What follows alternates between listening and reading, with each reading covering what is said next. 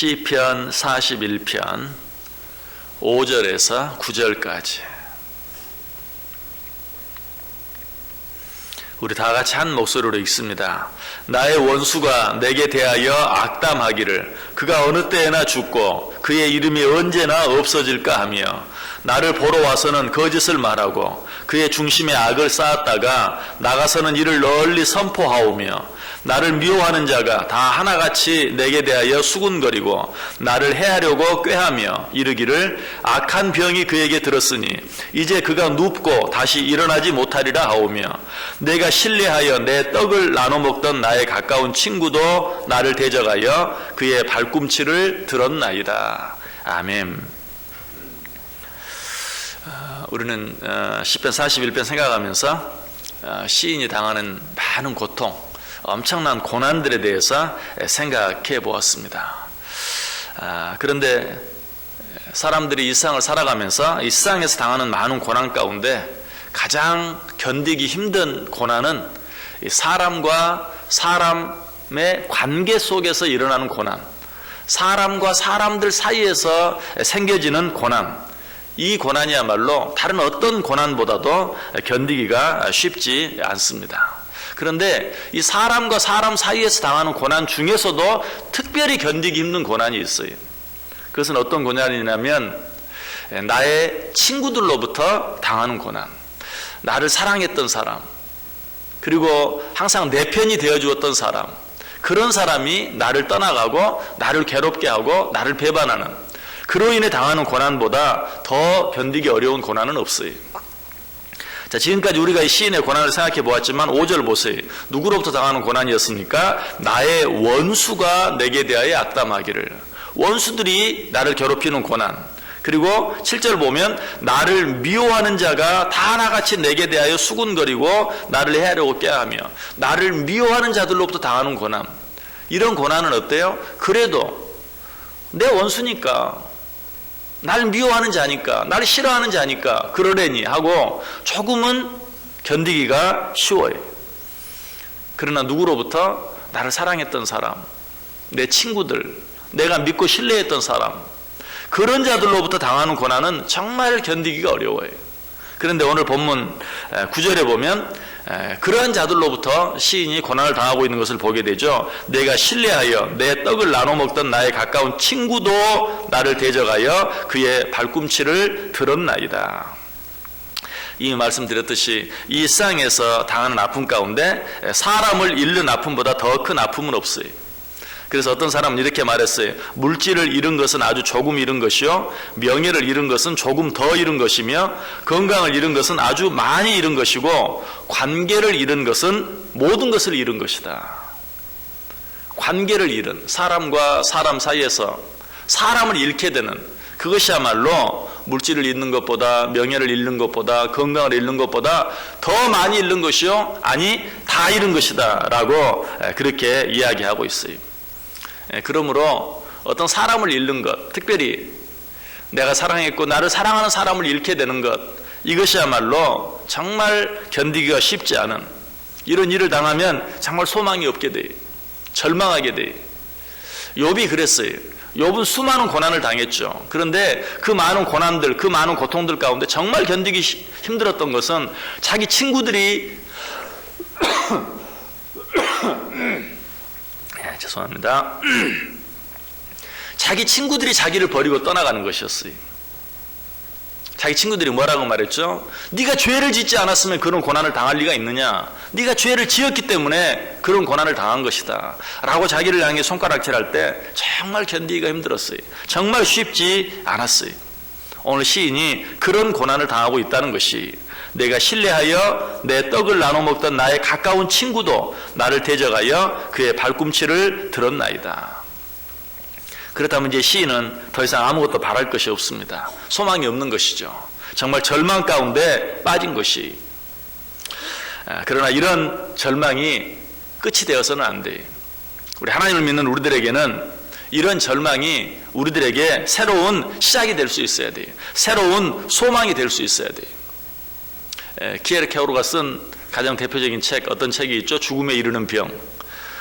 그 내용 언제 주일날 제가 설교드리면서도 말씀을 드렸지만, 죽음에 이르는 병, 세상에 대해서는 철저히 절망하는 것, 그것이 죽음에 이르는 병이. 그러나 그런 절망들을 통해서 어때요? 케르케고르는 하나님을 만나요. 이 세상에는 정말 소망이 없다는 사실을 알고 세상에 대해서 철저히 절망하고 나서 오직 하나님밖에 없는 것을 깨닫게 되고 그 하나님을 만나게 되는, 우리들도 그래야 돼요.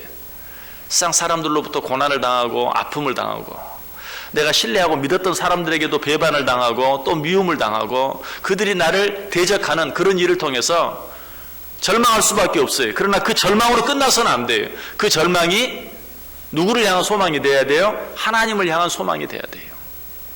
우리들이 하는 말처럼 정말 세상에 믿을 사람 하나도 없구나, 믿을 분은 오직 하나님 한 분밖에 없구나 라는 사실을 알고 정말 사람만 향했던 그 눈을 들어서 누구를 위를 바라보고 하나님을 바라볼 수 있어야 돼요. 하나님을 향한 소망이 될 수 있어야 된다는 사실이. 왜? 세상 모든 사람이 나를 버려도 우리 하나님은 나를 절대로 버리지 아니하시기 때문에. 창세기 18장 15절에 말합니다. 내가 너와 함께 있어 내가 어디로 가든지 너를 지키며 너를 이끌어 이 땅으로 돌아오게 할지라. 내가 내게 허락한 것을 다 이루기까지 너를 떠나지 아니하리라.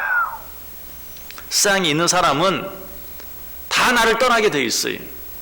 좋든 싫든 본이든 아니든 다 나를 떠나게 되어 있어요. 설령 이 세상 내 목숨이 다할 때까지 떠나지 않다 할지라도 마지막 죽음이라는 그 관문을 통해서라도 결국은 떠나게 되어 있어요. 이별이라는 말과 사별이라는 말, 이거는 뭐 종류만 다르지 떠나는 건 마찬가지. 누구도 끝까지 영원까지 나와 함께 해줄 수는 없는 것이. 그러나 우리 하나님은 그렇지 않다는 것이. 히브리 13장 5절에 그가 친히 말씀하시기를 내가 결코 너희를 버리지 아니하고 너희를 떠나지 아니하리라. 이사야 41장 10절에도 두려워하지 말라 내가 너와 함께함이라. 놀라지 말라 나는 내 하나님이 됨이라. 내가 너를 굳세게 하리라. 참으로 너를 도와주리라. 참으로 나의 의로운 오른손으로 너를 붙들리라. 이사야 54장 10절도 말합니다. 산들이 떠나며 언덕들은 옮겨질지라도 나의 자비는 내게서 떠나지 아니하며 나의 화평의 언약은 흔들리지 아니하리라. 너를 긍휼히 여기시는 여호와의 말씀이니라. 사람들은 그렇게 말합니다. 산이나 바다 같은 자연은 사람을 버리지 않는다. 그리고 그런 자연들은 마치 영원한 것처럼 이야기합니다. 그래서 어떤 사람은 뭐라고 말했습니까? 산천은 의구하되 인걸은 간대없네. 이 사람도 정말 사람들로부터 배반당하고 참 사람 믿을 건 못 된다 하는 그런 것 생각하면서 말해. 산천은 의구하되 인걸은 간대없네. 사람들은 다 나를 버리고 떠나는구나. 산천은 저렇게 항상 내 곁에 있는데. 그러나 그것도 옛말이. 산천이 그대로 있습니까? 아니. 요즘은 뭐 산 하나쯤 없애는 것은 아무것도 아니. 어느 날 내 앞을 탁 가로막고 있던 산이 며칠 사이에 없어지기도 해요. 무슨 개발한다고 그냥 평지가 되어버리고 말아요. 산천도 의구한 것이 아니. 이 세상에 영원토록 있는 것은 아무것도 없고 이 세상에 영원토록 나와 함께 해주는 것은 더더욱 없어요. 모두 다 언젠가는 나를 버리든지 아니면 그것이 고의는 아니라 할지라도 나를 떠날 수밖에 없는 것이. 그래서 찬송가 394장에 이 세상의 친구들 나를 버려도 나를 사랑하느니 예수뿐일세. 예수 내 친구 날 버리지 않네. 온 천지는 변해도 날 버리지 않네. 세상 모든 사람 날 버려도, 세상 모든 사람 날 떠나도 누구는 우리 주님은 나를 영원토록 버리지 않는다. 이런 나를 향한 그 하나님의 사랑, 이런 나를 향한 그 하나님의 인자하심, 이런 나를 향한 그 하나님의 긍휼하심은 영원토록 계속될 뿐만 아니라 더 놀라운 것은 날마다 새로워진다라고 이야기하고 있어요. 예레미야가 3장 22절 23절에 여호와의 인자와 긍휼이 무궁하심으로 우리가 진멸되지 아니함이니이다. 이것이 아침마다 새로우니 주의 성실이 끝도소이다. 여러분, 아침마다, 이 새벽마다 하나님 앞에 나올 때마다 나를 향한 하나님의 사랑이 날마다 더 새로워지고 더 커지는 것을 발견하시기 바랍니다. 그렇다면 우리는 하루하루 날마다 정말 기쁘게 소망 가운데 살아갈 수 있어요. 어떻게 그걸 확인할 수 있습니까? 하나님의 사랑이 여전하시기 때문에, 하나님의 사랑이 변함이 없으셔서 오늘 또 이 자리에 나오게 해주신 것이에요. 정말 하나님 앞에 나올 때마다 나를 향한 하나님의 사랑이 날마다 아침마다 새롭게 된다는 사실을 기억해야 돼요. 시편 121편 3절 4절에도 여호와께서 너를 실족하지 아니하게 하시며 너를 지키시는 이가 졸지 아니하시리로다. 이스라엘을 지키시는 이는 졸지도 아니하시고 주무시지도 아니하시리라. 여러분, 이 세상에서 누구를 가장 사랑합니까? 여러분 남편입니까? 여러분 아내입니까? 그러면 참 감사한데 대부분 자기 자녀들을 더 사랑하는 사람들이 참 많아요. 자, 우리가 우리 자녀들을 이 세상에 정말 사랑합니다. 그런데 그 자녀가 아파요. 그 자녀가 아파요. 막 열이 펄펄 끓고 금방 어떻게 될 것 같아요. 아무리 그래도 3박 4일 동안 한 번도 졸지 않고 한 번도 자지 않고 그 자녀 곁에 있어줄 부모는 없어요. 물론 뭐 그 옆에 엎드려서 자면서까지라도 같이 있을 수는 있죠. 그럼 뭐예요? 소용이 없지.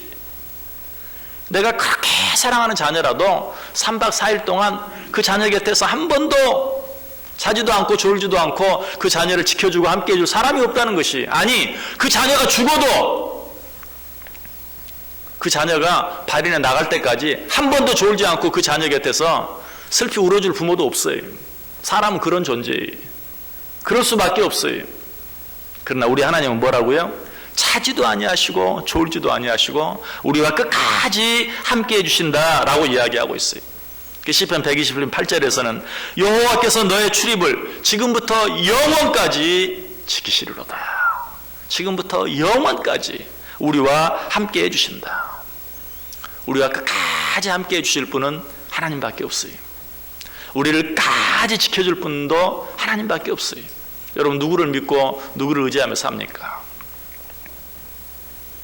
내가 누구를 믿고 누구를 신뢰하며 살든 언젠가는 나를 떠날 수밖에 없어요. 고이든 아니든 떠날 수밖에 없어요. 내 부모도, 내 남편도, 내 아내도, 아니 내 자녀들도, 내 이웃들도, 내 친구들도 다 떠나갈 수밖에 없어요. 우리는 사실 그 일을 떠나지 않기를 바랄 것이 아니라 준비하며 살아야 돼요. 언젠가는 떠날 것이기 때문에 준비하며 살아야 돼요. 그러나 떠나지 않는 분이 있어요. 우리 하나님은 나를 떠나지 않아요. 우리 하나님은 나를 버리지 않아요. 잠시 잠깐도 졸지도 아니하시고 주무시지도 아니하시고 영원토록 변함없이 뿐만이 아니라 날마다 더 새롭게, 날마다 더 뜨겁게 나를 사랑해 주시고 나와 함께 해 주시고 나를 지켜주세요. 오늘도 이 하나님과 함께 사시길 바랍니다. 이 하나님과 함께 승리하는 삶을 사시길 바랍니다. 그래야 할 때 어떤 것도 두려워하지 아니하고 어떤 일들 속에서든지 기뻐하며 감사하며 살아갈 수 있는 복된 하루 되시기를 주님의 이름으로 간절히 축원합니다.